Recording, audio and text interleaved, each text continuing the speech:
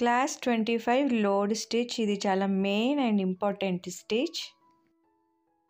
మనకు వచ్చిన వర్క్స్లో ఏదో ఒక వర్క్ ఒక్కొక్క బ్లౌజ్కి చేసుకుంటాం, కానీ ఒకే వర్క్ ప్రతి బ్లౌజ్కి చేసుకోలేం కదా. వర్క్స్ అంటే డిఫరెంట్ డిజైన్స్ అనేవి డిఫరెంట్గా యూస్ చేస్తాం, కానీ ఈ లోడ్ స్టిచ్ అనేది ప్రతి బ్లౌజ్లో ఉంటుంది. ఎందుకంటే ప్రతి బ్లౌజ్కి మనం బార్డర్ అనేది వేసుకుంటాము, ఆ బార్డర్ అనేది లోడ్ స్టిచ్ అయి ఉంటుంది. అంటే డిఫరెంట్ కలర్స్ డిఫరెంట్ షేప్స్లో స్టిచ్ చేసుకుంటాం, కానీ లోడ్ స్టిచ్ అనేది కంపల్సరీగా వేసుకుంటాము. ఇక్కడ నేను డ్రా చేసింది మనం వేసుకోవాల్సిన లోడ్ స్టిచ్ లెంత్ ఇంత లావ్ వేసుకోవాలని అనుకున్నాం అనుకోండి, ఇది మన అవుట్లైన్ అంటే మనకు కావాల్సిన సైజు. కానీ మీ మైండ్లో ఒకటి ఫిక్స్ చేసుకోవాలి, దీని లోపల ఇంకొక ఇమాజినర్ లైన్ ఉంటుంది అని. ఆ ఇమాజినర్ లైన్ని లోపల మనం డ్రా చేసుకోవాలి. మీరు లోపల ఇమాజిన్ చేసుకోవాలి. నేను ఇక్కడ డాటెడ్ లైన్స్ లాగా పెడుతున్నాను కదా, అది మన ఇమాజినర్ లైన్ అనమాట. చుట్టూ ఆ లైన్ అనేది ఉంటుంది ఎప్పుడు. సో ఇన్లైన్ అవుట్లైన్ లాగా.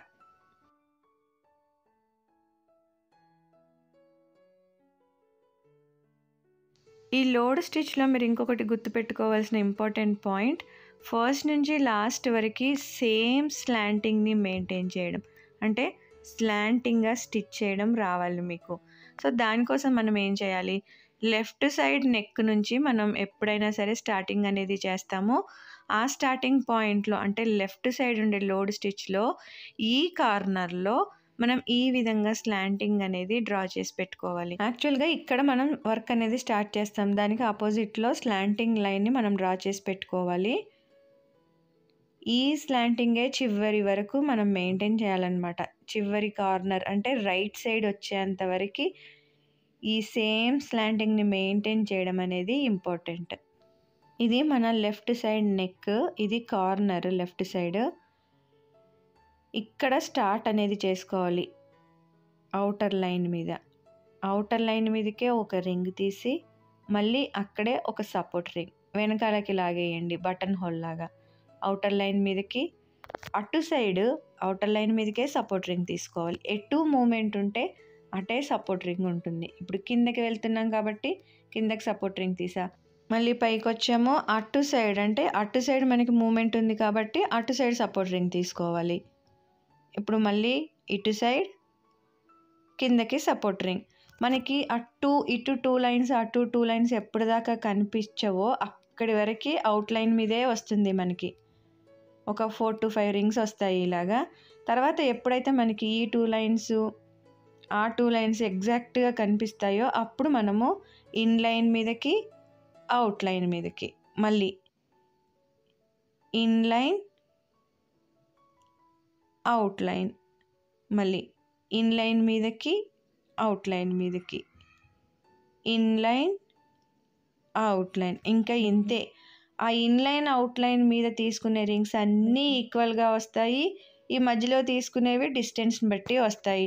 ఆ అవుటర్ లైన్లో అంటే ఆ సపోర్ట్ రింగ్స్ అనేవి అన్నీ ఈక్వల్గా ఉన్నప్పుడు, సేమ్ స్లాంటింగ్ మెయింటైన్ చేసినప్పుడు లోడ్ స్టిచ్ అనేది పర్ఫెక్ట్గా వచ్చినట్టు. సో ఎప్పుడైతే మనం కార్నర్ రీచ్ అయిపోతామో అంటే ఆ స్లాంటింగ్ లైన్ వేసుకున్నాం కదా, ఆ లైన్ లాగే మెయింటైన్ చేసుకుంటూ సేమ్గా తీసుకుంటూ స్టిచ్ చేసుకోవాలి.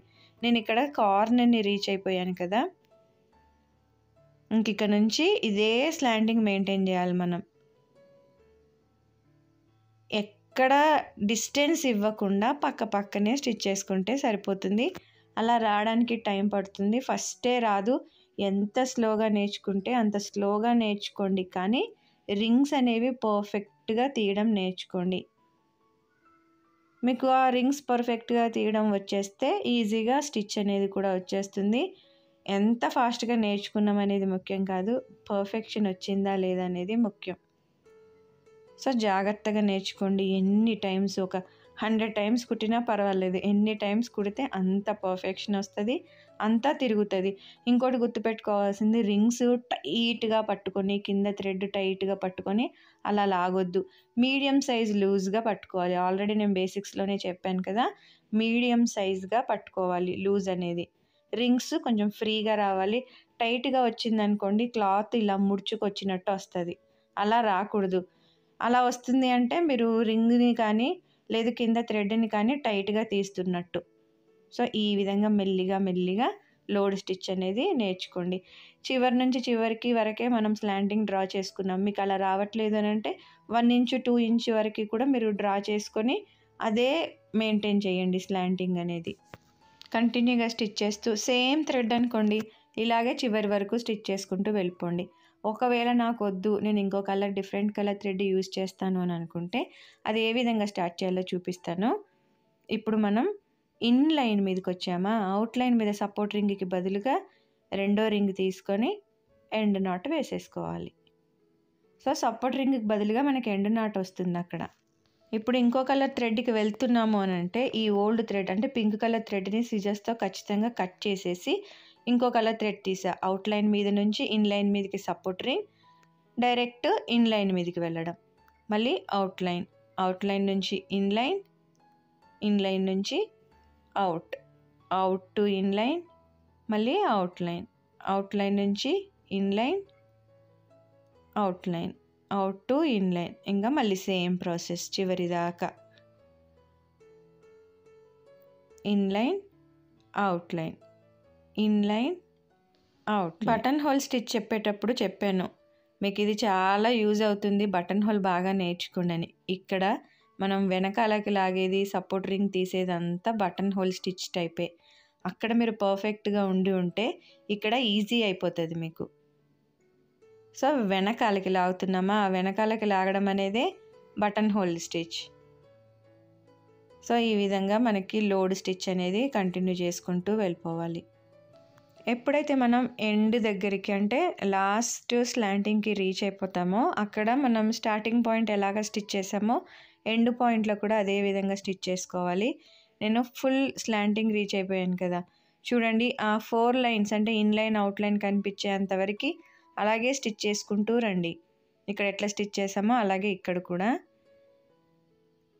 ఇన్ లైన్, అవుట్ లైన్, మళ్ళీ in line, out line to in line, out to in line కనిపించేంత వరకు అలా స్టిచ్ చేస్తూనే ఉండండి.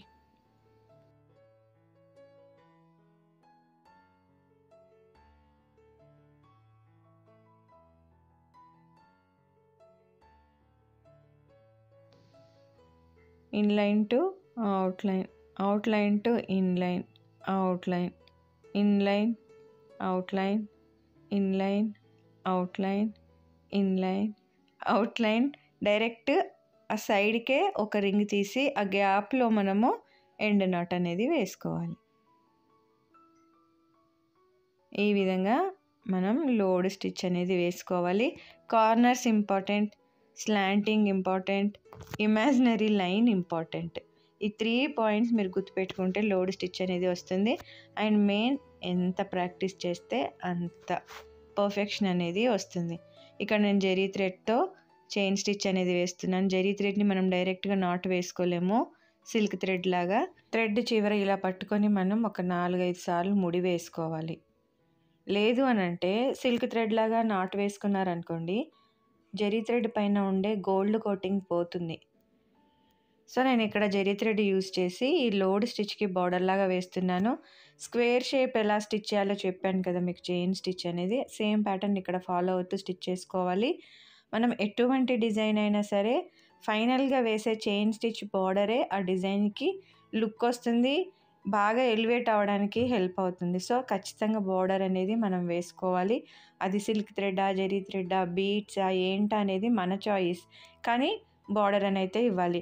ఇంకొక మెయిన్ పాయింట్ ఏంటంటే ఆ వేసుకునే లోడ్ స్టిచ్కి ఇప్పుడు వేసే చైన్ స్టిచ్కి గ్యాప్ అనేది ఉండొద్దు, రెండు కలిపినట్టు ఉండాలి. చివరికి రీచ్ అవ్వగానే ఎండ్ నాట్ వేసేసాను. మీరు ఇక్కడ లోడ్ స్టిచ్ బాగా నేర్చుకుంటేనే తర్వాత ప్యాడెల్ లోడ్ స్టిచ్, లీవ్స్ని స్టిచ్ చేయడము, ఫ్లవర్ని స్టిచ్ చేయడము ఇదన్నీ వస్తాయి. సో, ఈ బేసిక్ లోడ్ స్టిచ్ని బాగా నేర్చుకోండి. ఎన్ని టైమ్స్ ప్రాక్టీస్ చేయగలిగితే అన్ని టైమ్స్ ప్రాక్టీస్ చేయండి.